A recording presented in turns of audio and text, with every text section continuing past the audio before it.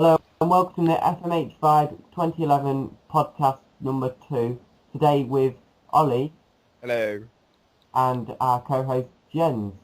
Looking sexy as usual. And Jens is obviously horny again, so we'll just ignore him for half of it. But we'll firstly start with the Football Manager handheld on PSP and iOS chat, like normal. Who's your favourite type of player? Young or old? Ollie? Middle-aged. And I have to explain myself again. Middle-aged, I go for, mainly because they kind of are the now, but then I also get the youth in, so when the middle-aged players are like in their 30s, the youth are just coming through to reach who they are. Jens. And Ollie's obviously too excited. Jens? Well, to me it used to be players younger than 24. Back on the games like 26, 27 and 28, 2008, I used to sell anyone above 25 because I loved the youthful players. But, mainly last year I learned that you need experience in your team if you want to be consistent throughout the years.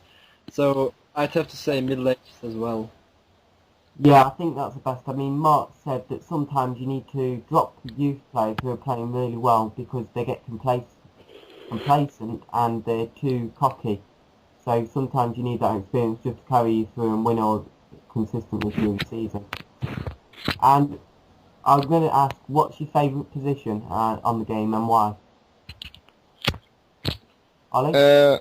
I'll go with my midfield I like, because you get the players who can help to support the defence, and you've got the wingers who can provide the assists, and then you've also got the ones that can score goals, basically. It's my general outlook at my best position.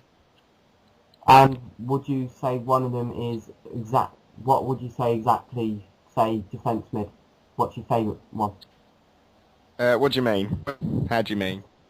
Sorry, I didn't explain that well. What would your one position be if you had to pick one position? Oh, that's quite hard. I just go with like a Joey Barton sort of player who's just solid in So on the midfield. iOS version, it'll be called a box-to-box midfielder. Probably, yes. Could have just said that, but still. Jens? I like the wingers. On the games the wingers always get me lots of assists and lots of goals. So I kind of like the attacking midfielders on the wings. A player like, well, to name a stupid example, Eden Hazard or Aaron Lennon, that kind of player. Yeah, that's interesting because a lot of successful formations don't actually build on the wings, but instead use midfielders who are central to expand the width, which last year the Bugle didn't do, and it worked, but this year it doesn't work because the game's got more realistic. In this case, you've got to actually exploit width. Yeah, well, it was last year the same as this year for me. The formations I used, which didn't use real wingers, attacking midfielders, they just didn't work for me. I had to use wingers or my tactics just failed. Yeah, I think that's become more of a part of the game this year in a way that people aren't noticing, but formations are actually more in-depth this year because of the wings, and I think that's been helped by the iOS because that's helped the PSP version become more realistic in that way. Yeah. Right, moving on anyway. I was going to ask you, what is your favourite team to play as? Chelsea. And because I support them, and then I'd go with lower league management as well, so anyone down there. Yeah, and I'm surprised Jens is not going to say Yellow Red Mechanum. Yeah, no, I'm not gonna say that because what I'm going to say is any team except for Manchester City and Chelsea. Is that because you don't like the money and that's why you did that spoof with Patrick? Yeah, that's exactly why. What about Real Madrid? And Barcelona. Barcelona are the richest club on the game. Actually, Barcelona is way worse than Real Madrid because Barcelona's debts are even bigger than Real Madrid's. So everyone keeps saying, well, Real Madrid, they just buy that team, but Barca is actually worse than Real Madrid, so I don't find it difficult to play as Real Madrid. I do find it difficult to play as Barcelona. Saying that, I think Barcelona, you've got to get so many start attacking players to defend as well, because what Barca do is have so many attack-minded players, both on the wings and central, that they can be exploited in the defence mid area, and they often, in football, they play so high up, but you can't transfer that into the game where you have to build it up and have a defence mid, like Mascherano does, Yeah, but and a bit further back. you know, if Pujol is out for Barcelona, they have such a weak defense because they have no speed at all in the back. Apart from Piqué? Alves. Alves and Piqué, Well, Piqué is not as fast. they're pretty strong and solid. From Yeah, nowhere. He's solid 2 in his years ago, nowhere at Man United. A season or two ago, just first team for Barcelona. I think that's pretty self-explanatory. Yeah, moving off the subject of Barca, we'll get onto them and their incoming tie, as you might like to call it, with Man United tonight. What would you say is the key player for the game? Would you say it's a plus, all with plus 10 stats? Or would you say it's a player with say, their 15 plus stats in their region, but not actually a good all-round player, say a striker with 15 in shooting and then 1 in tackling? Yeah, I mainly go for the positions that I want for... Not positions? Stats that I want for my players. So, as you said, a striker, I'll have 15 plus for shooting and then at least about 15 plus for heading. But then I don't look at the other stats for them. And then for a defender, I'd go for heading, tackling and marking.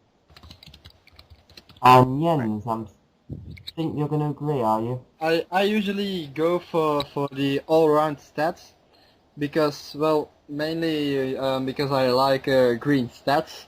I like green color. Also, Not yellow and red, Jens. and also because I believe that stats don't tell me everything because there are the hidden stats. So I should also rely on the assistant manager's report or the scout reports. The interesting fact, the assistant manager report, also known as the Assman, which is just a great name, I'm sure Ollie is an Assman himself. But Only there, with Franco. yeah, Franco's more like a penis man anyway. But Says, yeah, the Assman often sometimes reports that a player has specific ability that you can't see. Say, I got one last year. Michael Essien was good at long shots. He was very specific that he was good at long shots, which I've never actually seen before. Have you ever come across something like that? Not really. What my ass man gets is just saying that just how good your player is. For example, on my Luton Town career, said that one of my left backs was he was really good for me. He was always consistent, provided assists. But then he said that he wasn't as good as he should be, which is just ridiculous. So I just usually ignore him and just go on my own judgment. So Well, if they're good, I'll keep them. If they're bad, they're gone. well, the reason I go with the assist manager is because I once had a striker who had 12 on shooting, but he scored like 45 in 30 games. So that tells me that just the stats don't tell me everything. That's quite true, but it also depends on your formation, because if you've got a good squad, sometimes stats don't really matter as much, though I'm a firm believer in what Jens is saying about having 10 plus stats across the board. Even though sometimes on my assistant he's telling me, say I buy a West Brom defender which I normally do buy someone in that region of the Premier League because they're so cheap and they spread across the whole defence. He said he wasn't good enough to play for Chelsea, though whenever he came in off the bench or that, he provided great squad depth and he was a more than adequate player to replace one of my players if someone gets injured. Can I add another example? Go for it. There is this Belgian striker, Björn Vlemings. He every team he played in, starting in the second national division of Belgium, every coach told him he was not good enough for the highest level. But this year he became the top striker in the Dutch Premier League, just because he was so hardworking and he was just consistent. So just the stats don't tell everything. That's intensive training. Okay, no one laughed at that. That was a bit of a fail. Just sad.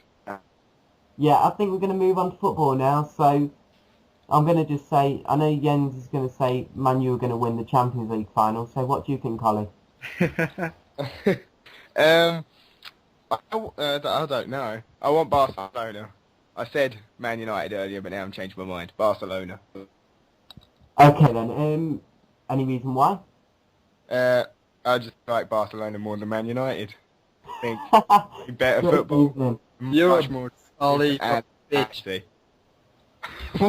What? I hate you, Spark. That was best that you both spoke at the same time then. I'm going to say Man City even have got in the Champions League. Who they're going to buy? Everyone. They're going to buy the world. Eden Hazard. No, No, he's going Chelsea. he's going Chelsea. No, absolutely not. He's not going. Absolutely, yes. Chelsea wants. He wants to go. I think Go he'll. Chelsea. I think he'll either be Manchester United or Liverpool, if he goes to England. Yeah, but Charlie Adams has been linked with Man United. And Liverpool. Yeah, that was in January though. He's actually been linked with Man U quite recently. Oh God. Man, Yeah. you need him to be honest. Okay, Man U need a decent centre mid. Someone who can defend. Declan, can we wrap this up, please? I have to go back to my studying. Yeah, sure. Just one last question then. Hang on, let me build up the suspense. Who's going to get promoted to the Premier League? Swansea or not? Reading? Swansea. Oscar Jen? Wilde. Who? Oscar Wilde.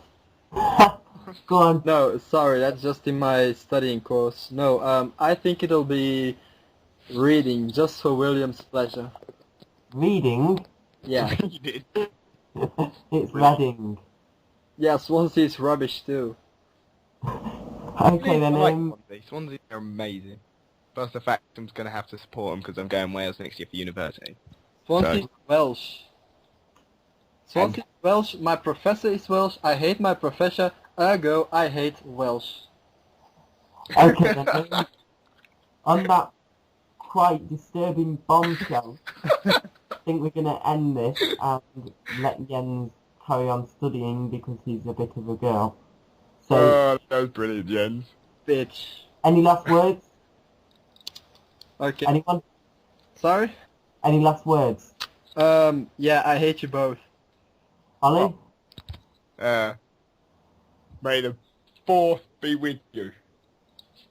I don't know. Okay then, on that quite disturbing note, see you next time.